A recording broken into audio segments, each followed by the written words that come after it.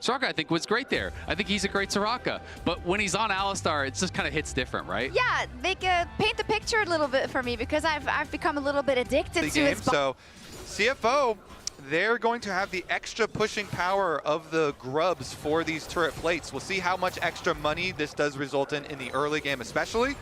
And if FlyQuest focus on the dragon stacking will pay off, of course. His way around. Looks like CFO are going to get off this dragon as teleport is going to bring Bwipo in. Junja actually just going to waste no time, flashes away, but Bwipo might be able to get on top of him. The ulti not going to work out because Bwipo ate the CC, and that is first blood over to Inspired here. FlyQuest on the board. As the turret plates fall, a 14-minute first blood is not exactly the earliest, but the fact that they get a second Drake is huge. They could teleport Quad to go answer the top wave as well. If they don't want to drop the top wave, send the Taliyah over there. There's the flash out. Curtain call comes on in as, Masu's just going to be able to pick that one up because Bwipo is not scared of turrets. In FlyQuest's favor and those two dragons, man, like everything is coming up FlyQuest here in this game so far as Quad might be the first sign of it not quite working out. As despite the flash, Honku still able to pick him up. The redemption comes down as well as we do see picture-in-picture that it should still be this Rift Herald going down. So they will be able to collect that one, and that is also going to be some feats of strength almost gotten towards as well, as Busio could be in trouble. Level 7 here, so he does have the unbreakable will, but he is still taking a lot of damage. These Sand Soldiers, man, they are really hurting. Not quite enough to get the kill onto the cow through the ulti. Really good early flash from Honku. Preemptively flashes to gain the... Two turrets immediately? Yeah, they take that one down. Topside's going to go to Honku as well. But really good early flash from him to create the play. And Quad still flashing and dying is really going to put a bump here in the... This is a short story, though. Yeah, that's like a little picture book. Yeah, this is the first. This is like baby's first book. You know, like it's not quite the fiendish codex. It's okay. Driver could be in a little bit of trouble here as Quad throws a whole bunch of rocks into his back. The seismic shove connects, and I think Quad wanted to let us know that the book's pretty good. Actually, it's not too bad. Yeah, and he rides that one all the way to the pick. CFO though with 4 people. They're also going to answer with the last remaining outer turret that FlyQuest had standing. Yeah.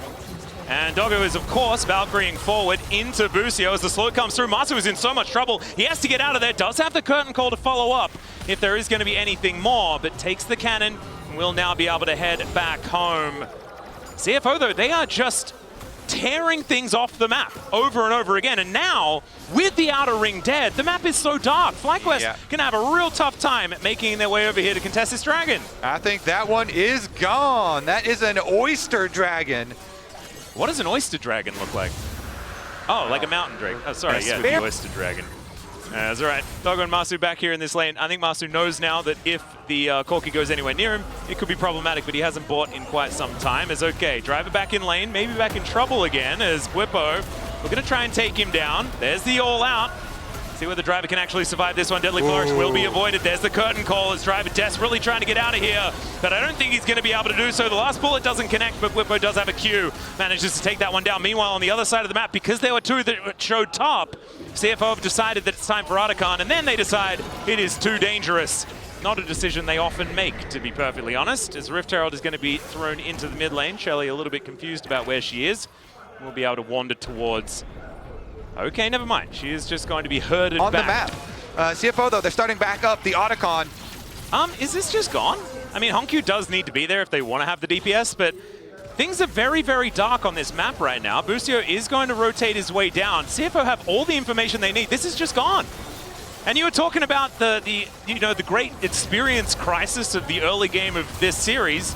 That might be mitigated as Doggo does get himself over the right side of the wall. Driver desperately wanted to do the same thing, but there's a little bit of brush, and FlyQuest realized that I think their only real option here is to try and push down mid. You can tell FlyQuest were so confused there. They had no idea where CFO were because Bwipo just teleported to his own secondary tower when he was split pushing on top side and had finished up that top tower. FlyQuest had no idea. They were completely bamboozled by that play from CFO, and then they saw them and they the feats of strength did go over to FlyQuest. They at least managed to lock that one in.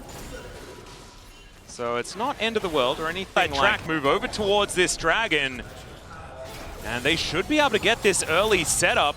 Masu already 50% of his health bar taken away as Doggo's rockets are really starting to hurt Quad. Wrapping around the side, doesn't have the Weaver's Wall up just yet.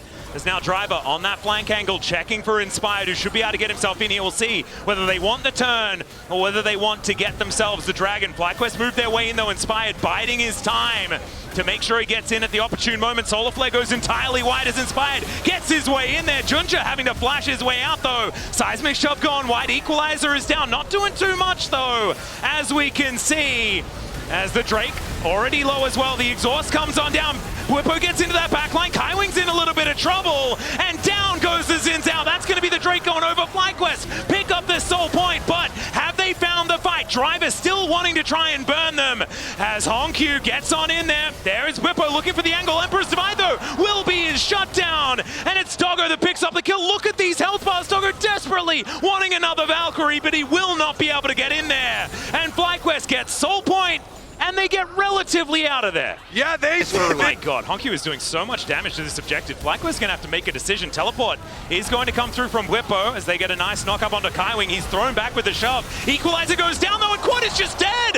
An overextension, as we can see, as now Junja goes in. Busio, the next one to fall, paying for his mid laner's sins, as Doggo is of course flashing forward. It's Whippo to go down one more time as he tries to all out his way to safety, but that is not going to stop CFO from taking this Baron and getting a big lead. Never mind though, it's Kaiwing that's going to go down first. Inspired collects that, but Emperor's Divide pulls him back, and they'll trade jungle for support after the end of that fight. And CFO should be able to get the Purple Worm as a reward. Huge for CFO. They turn around on Quad and immediately punish him for in the last massacre that we just witnessed. And so it's a level 17 Azir with a big lead. Junja though? Yeah, Junja is in a little bit of trouble, able to flash out of the way of the Seismic Shove, and there's not a whole lot of damage available to take him out when his ultimate's running. As now Busio likely to just die. Driver will be slowed down, but it's Quad that's dead again! Oh, it's a disaster for FlyQuest. It's into the backline, goes Inspired, but I just don't know whether that was a great idea, as Doggo's going to be able to take him down while he's trying to ult him into the sky. And CFO, this could be them just marching up the mid lane and taking out the first inhibitor of the game. Yeah, I think they might destroy quite a bit of the FlyQuest base here with the Baron buff still on for a long time here. They get to continue pushing an inhibitor down. You also see Junja pushing in on the bottom side wave, but he's gonna run right past it and look for the end. Well, we'll see whether they can do it right here, right now. There are two siege minions making it so difficult. The curtains have been called. I don't know whether they're for CFO. They will be able to stay alive. So FlyQuest, they do survive the push here, but CFO have broken open the base. They take an inhibitor turret. I would say 6K is a pretty good Rebel Baron power play. We were talking about keeping your eye on that one. Yeah, that's good. Just find a spot to stand as Vi so you can kill the guy that does the damage. This is the pushing play. This is solo queue. You go and get an enemy camp. Well, this is going to be an enemy team that CFO are looking for. Busio does have the unbreakable will, and he's going to need one if they want to stay alive in this game. And oh, not just a camp, that's a crab. I mean, Alice, people call it different things. To me, when I do that, it's a bit of rage. Yeah. I'm rage clearing enemy camps at that point. Oh, rage clearing is the rage counter jungle clear. Yeah, that's what I do. I think just rage clearing. I'm going to use that. I'm definitely going to use that. As Doggo Valks over the wall, will be able to keep himself alive.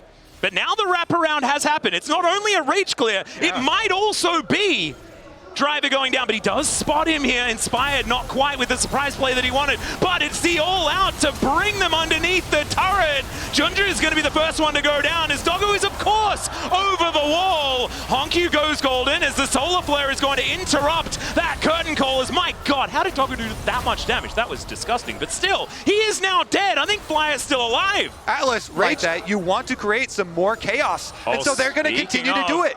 Yeah, Driver could be in a whole lot of trouble. The wall comes down. I don't think this Rumble is going to survive, and he doesn't think so either, as he ults the wave to make sure that he can at least get something. But these little picks, all of these dents in the tempo, are getting Fly back into the game. Exactly, that's what you have to do. Continue to try and make picks across the map.